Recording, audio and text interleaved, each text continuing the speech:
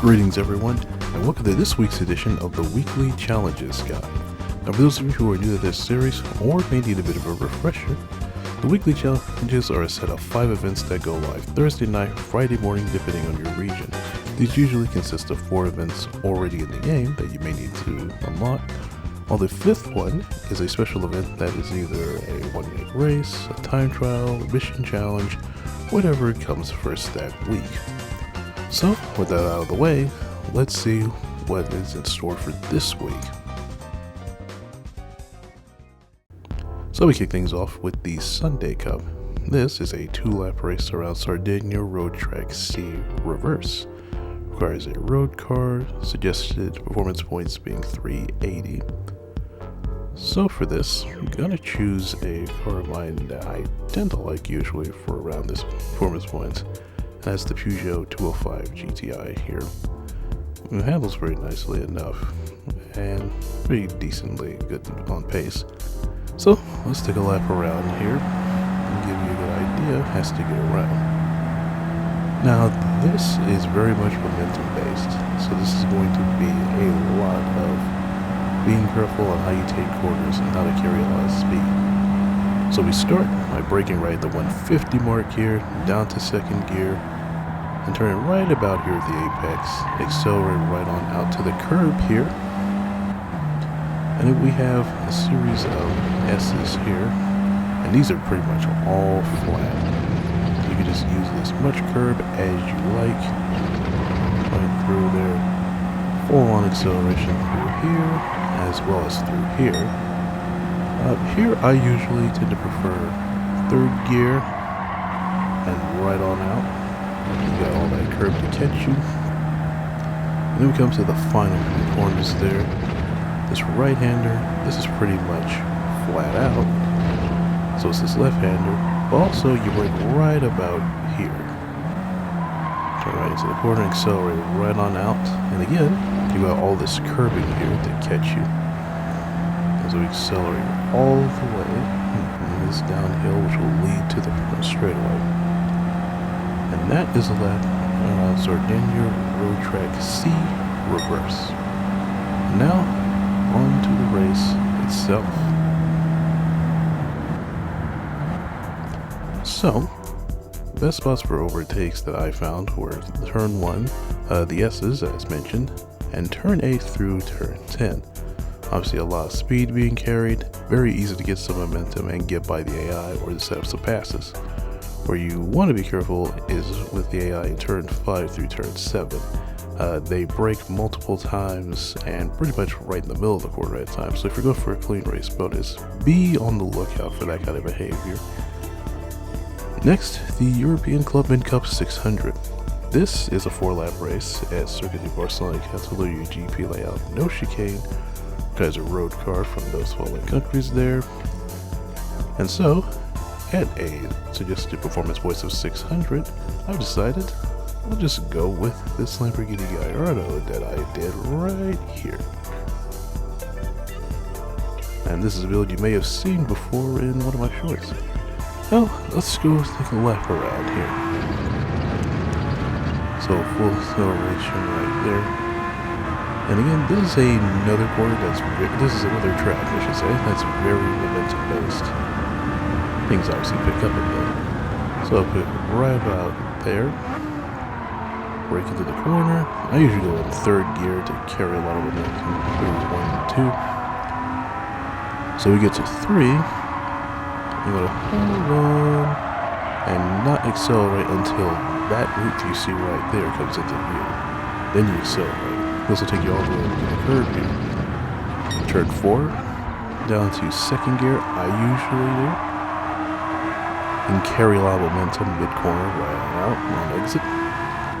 Then turn 5, down to 2nd gear, and accelerate right on out to the curb here. Then go to this bridge.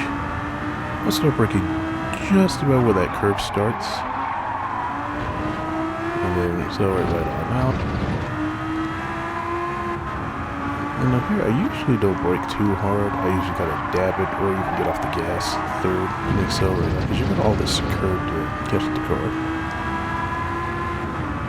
for this turn here. Want to brake just as that one on the curve starts.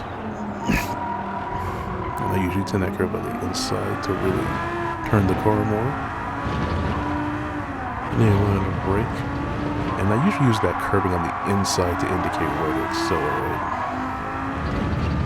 And of course, since there's no chicane here, let off a bit in third, accelerate again, and then brake right at the end of that orange sausage curve, and then accelerate right out to the curb. And that is a lap around Sardegna or chicane. Now, on to the race itself. So, the best overtaking spots I found here were turns 1 through 3, turn 5 through 9, as well as turn 11 and turn 12. Corners that should be too difficult to make passes on the AI, especially with how they drive through there. And the corners that I would be more aware of, though, are turn 4 and turn 10. These are where the AI can be very unpredictable and can break mid-corner, and of course, ruin your clean race bonus. So, be careful if you intend on passing them there. Next, the Evolution Meeting. This is a 4-lap race at Colorado Springs Lake. And of course, requires any year of Mitsubishi Lancer there. So very much every single one you've ever seen there, except for the Group B car, of course. So I'm going to choose this here, the Evo, I want to say 7 dirt tires. And there's my setup if you want to use that. So, let's do things here. Do 4th gear, turn 1. And then I usually go to 3rd gear, turn in, and then power on out here. It's mostly all about getting the tail out. Now obviously because this is taking place after an physics update, you can't quite throw it in like you could before, but you can still get it done. So 2nd gear, again power on. It'll carry you right through the corner. That comes this portion here. We're to the brake it to 2nd gear, again, power all the way, as you're going to the right hand. And now this series of corners here, this is where I tend to use the power quite a bit to turn the car. So 2nd gear, dab the power, rotate the rear around, and same for this corner. Now shift, rotate the rear around, and over that jump there, you want to be careful, be as straight as possible when you do. You go into the other angle, you'll hit the wall. So go release. I brake right about here just before this jump, and again, have the car pointed straight so that the car doesn't hit a wall when you do. And through this section, I keep it usually in 3rd gear, because I'm just playing with the accelerator, using that to turn the car and get the rear out. And there's the final corner, 2nd gear, turn in, and just power right on through with it. Obviously it won't be as extreme as before, but it still works. And that is a lap around Colorado Springs Lake. So now, on to the race itself. So, the ideal overtaking spots I felt are turns 2 through 10 and turn 12 through 14. Very easy to get a lot of momentum, pass around cars on the outside or the inside, depending how you set them up. Now beware the AI in turns 11, especially with the jump. That is one where if you are setting up a pass, you want to be careful with your spacing and where you have the car relative to the corner. Next, World Touring Car 600 for the 2nd week in a row. This time 2 laps around the Nurburgring, Nordschleife. 600 points or less. And of course, the usual suspects. So for the 2nd week in a row, I have the dredge do this.